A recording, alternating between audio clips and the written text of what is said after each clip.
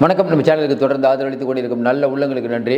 ஆதவ அர்ஜுனா திமுகவை அலற விட்டு கொண்டிருக்கிறார் அப்படின்னு சொன்ன மிக இல்லை. ஏன்னா திருமாவளவன் அவர்கள் திமுகவை பற்றி சொன்னதற்கும் இன்றைக்கி ஆதவ அர்ஜுனா சொன்னதுக்கும் வித்தியாசம் நிறையா இருக்குது.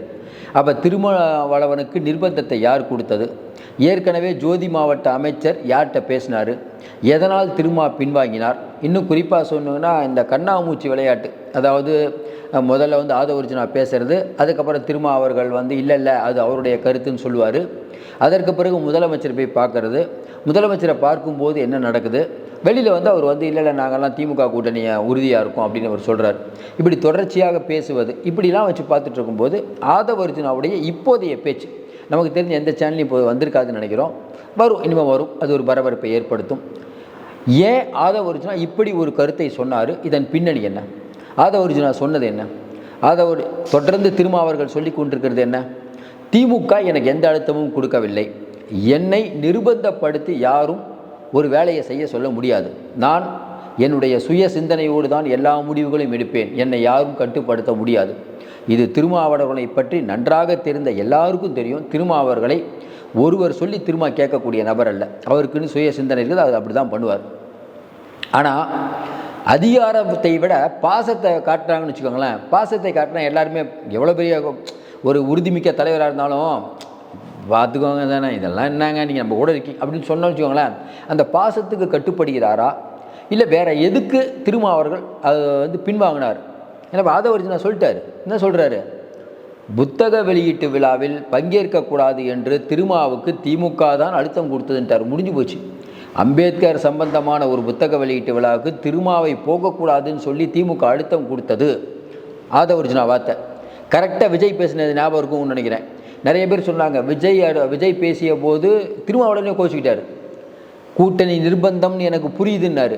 உடனே திருமாவளவன் என்ன சொன்னார்? என்னை யாரும் நிர்பந்தப்படுத்த முடியாதுன்னு. இப்போ ஆதவ அர்ஜுனா, நீங்கள் துணை பொதுச் செயலாளராக வச்ச ஆதவ அர்ஜுனா சொல்லிட்டார், உங்களை நிர்பந்தப்படுத்தினார்.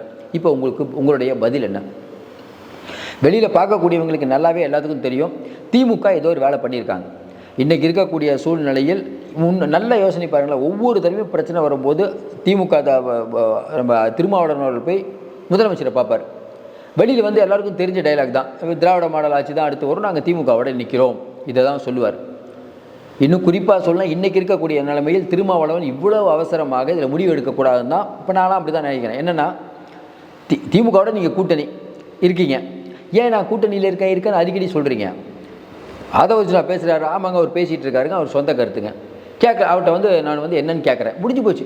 திமுக கூட்டணியில் தொடர்வீர்களானா அடுத்த நிமிஷம் என்ன நடக்குதுன்னு தெரியலைங்க. இப்போதைக்கு திமுக கூட்டணியில் இருக்கேன், 2026க்கு நாட்கள் இருக்குங்க, முடிஞ்சு போச்சு. இப்படி பேசினால் திமுக என்ன யோசிக்கும்? ஐயோ விசிக இருக்குமா இருக்காதான்னு ஒரு பதப்பதப்போடு இருக்க மாட்டாங்க, அவங்கள ஒரு டென்ஷன்லேயே வச்சுருக்க மாட்டாங்க. கடந்த காலத்தில் ஐயா நம்ம யார் நம்ம ஜெயலலிதா அம்மா வாஜ்பாய் எப்படி வைத்திருந்தார்? கடந்த காலத்தில் மைனாரிட்டி திமுக அரசு இருக்கும்போது ஐயா ராமதாஸ் அவர்கள் திமுக தலைவரை எப்படி வைத்திருந்தார்? ஏன் திருமா அவர்களுக்கு இவ்வளோ? உங்கள் கொடிக்கம்பம் எல்லாருடைய கொடிக்கம்பமும் நடப்படுது, உங்கள் கொடிக்கம்பத்துக்கு 45 அடி உயரத்தை காரணம் காட்டி 25 அடி தாங்கிறாங்க. மீறி நீங்கள் பண்ணுறீங்க, அதனுடைய 2 பேரை சஸ்பெண்ட் பண்ணுறாங்க. மறுபடியும் நீங்கள் போராடி அந்த சஸ்பெண்ட் உத்தரவு ரத்து பண்ண வைக்க வேண்டியது. மற்ற கட்சிக்காரங்க குடியேற்றும் போது இல்லாத பிரச்சனை விடுதலை சிறுத்தைகளுக்கு மட்டும் ஏன் ஏற்படுகிறது? அப்போ ஒடுக்கப்பட்ட மக்கள் ஒரு கொடியேற்றுனா இன்னும் ஜாதிய மனப்பான்மை இருக்கா அப்படின்னா இருக்குது. நம்ம என்னதான் சொன்னாலும் இருக்குது.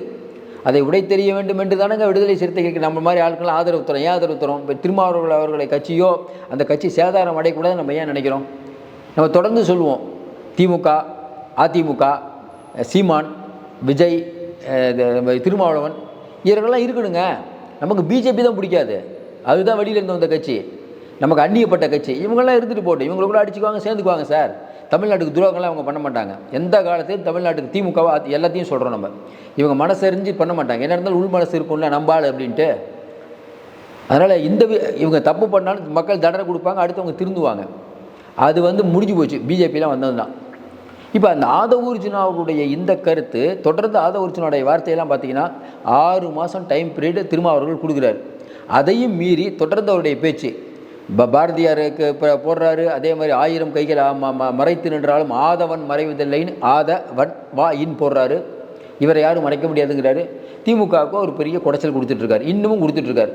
திமுக என்ன நினைக்கும், என்னடா சஸ்பெண்ட் பண்ண சொல்லி திருமாவளவன் சஸ்பெண்ட் பண்ணதுக்கப்புறம் பிரச்சனை பண்ணிகிட்டு இருக்காரு, இப்போ என்ன ஆகும், நிரந்தரமாக தூக்கிடுவாங்க. ஏன்னா திருமாவர்களே நிர்பந்தம் கொடுத்துட்டாங்கன்னு சொன்னதுக்கப்புறம் திரும்ப அதுக்கு என்ன பதில் சொல்லுவார், அதெல்லாம் இல்லைங்க ஆதவர்ஜுனா பொய் சொல்கிறாருன்னு சொல்லி ஆகணும், இல்லை ஆதவர்ஜுனா உண்மையை சொல்கிறாருன்னு சொல்லி ஆகணும். திருமாவளவன் எதை தேர்ந்தெடுப்பார், எதை தேர்ந்தெடுத்தாலும் திருமாவர்கள் என்னை யாரும் நிர்பந்தப்படுத்தலன்னு சொன்னால் கூட மக்கள் யாரும் நம்ப மாட்டாங்க.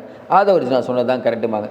விசிகா தொண்டர்களுக்கு தெரியாதா, விசிகா தொண்டர்களில் நிர்வாகிகள் அவங்க கூட இருக்காருல பெரிய ஆட்கள் எம்எல்ஏ அவங்க தான் திமுகவோட தொடர்ந்து விருப்பப்படுறாங்க. ஏன்னா திமுகவில் பலன்களை ஒருட்டம் இருக்கிறது. அதில் ஒருத்தர் யூடியூப் வச்சுருக்காரு, பார்த்தீங்கன்னா திமுக தான் போகும், திமுக சேனல் தான் அது. அப்படிப்பட்ட சூழ்நிலையில் அவர்கள் எப்படி திமுகவை பகிச்சுக்குவாங்க, என்ன யோசிப்பாங்க, இன்னும் 1.5 வருஷம் இருக்குது இருப்போம், கடைசியில் முடிவு பண்ணுவோம். அவங்க நினைக்கிறது கரெக்டு. ஆனால் தொண்டர்கள் என்ன நினைக்கிறாங்க, என்னப்பா கொடிக்கம்மா ஏற்ற முடியல, இப்போவே முதலமைச்சர் ஆகணும் திரும்ப அப்படின்னு ஆதவர்ஜுனா சொல்கிறார், அவரை கட்சி விட்டு நீக்கிறீங்க. அந்த பக்கம் பார்த்தீங்கன்னா ஒரு எம்எல்ஏ சொல்கிறாரு, இல்லை நான் எங்களுடைய வலிமை எங்கன்னா எங்களுக்கு தெரியும், தொடர்ந்து வலியுறுத்துவோம். அப்போ 2026 வலியுறுத்த மாட்டோம்.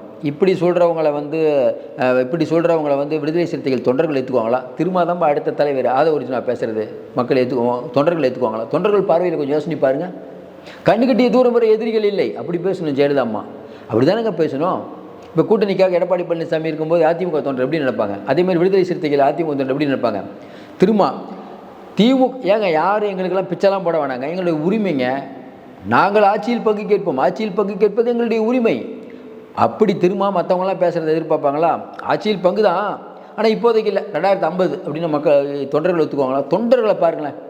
நீங்கள் தென் மாவட்டத்தில் வட மாவட்டத்தில் இருக்கக்கூடிய ஒரு பட்டியலினை ஒருத்தரை என்ன எப்படி யோசிப்பாங்க, என்னடா நம்மளை ஒடுக்கிக்கிட்டே இருக்காங்க, கொடிக்கமாக நடவிட மாட்டுறாங்க, அப்படி எதுக்கு திராவிட மாடல், ஏன் இருக்கவே இருக்க அதிமுக நல்ல கூட்டணியாக போக வேண்டியதானே, விஜய் வாலண்டியராக கூப்பிட்றாரு உங்களை, ஏன் போகக்கூடாது அப்படிங்கிற எண்ணம் வருமா வராதா? சாதாரண ஒரு விஷயம். அப்போ இன்றைக்கி ஆதவர்ஜுனாவோட பேச்சு ஒன்று தெரியுது, நிறைய விஷயங்கள் வெளியில் வரப்போகுது, இன்னும் நிறைய சொல்லுவார், எப்படி நடந்தது, ஏன் நடந்தது. அதாவது என்னன்னாங்க, இன்றைக்கி ஆதவர்ஜுனா மாதிரி பணம் படைத்தவர்கள் இன்றைக்கி ஒரு கட்சிக்கு தேவை. இப்போ திருமாவர்கள் எதுக்கு அவரை கூப்பிட்டு வந்து இப்போ துணை பொதுச் செயலாளர் ஆதவர்ஜுனா அறிவுக்கூர்வை மிக்கவரா, இல்லை அரசியலில் மிகப்பெரிய அனுபவசாலியா, இல்லை பல தேர்தல்களில் கரை கண்டவரா, எதற்காக இந்த அளவுக்கு ஒரு பெரிய போஸ்ட்டு? எப்பா அவர் பணம் கொடுக்குறாருப்பா, முடிஞ்சு போச்சு. யாராவது கேட்டாங்கப்பா பணம் கொடுக்குறாரு, நீ கொடுக்குறியா? திமுக அதிமுக எல்லாத்துக்கும் ஒருத்தர் வேணும். ஏன் வேலுமணிக்கு இந்த அளவுக்கு முக்கியத்துவம்? வேலுமணிலாம் வேறு யாரும் அங்கே பண்ண முடியாதா? பணம் வச்சுருக்காரு, அவ்வளோதான். அப்போ அதே பணம் இன்றைக்கி ஆதவர்ஜுனாட்ட கட்டுக்கட்டாக இருக்குது. அப்போ என்ன பண்ணுவார், அவர் போனால் யாருக்கு இல்லை, இப்போ திருமாவுக்கு தெரியும் அவரை பற்றி, கலை யதார்த்தம் புரிந்தவர், திமுக ஒர்க் பண்ணியிருக்காரு, இவர் இருந்தால் நம்ம கட்சிக்கு நல்லது, அதனால தான் கூப்பிட்டு வச்சுருக்காரு. இப்போ அவர் மற்ற கட்சிக்கு போனால் உடனே நீங்கள் சொல்லுவீங்க, அவர் எங்கே போவார், விஜய் கட்சிக்கு தானே போவார்.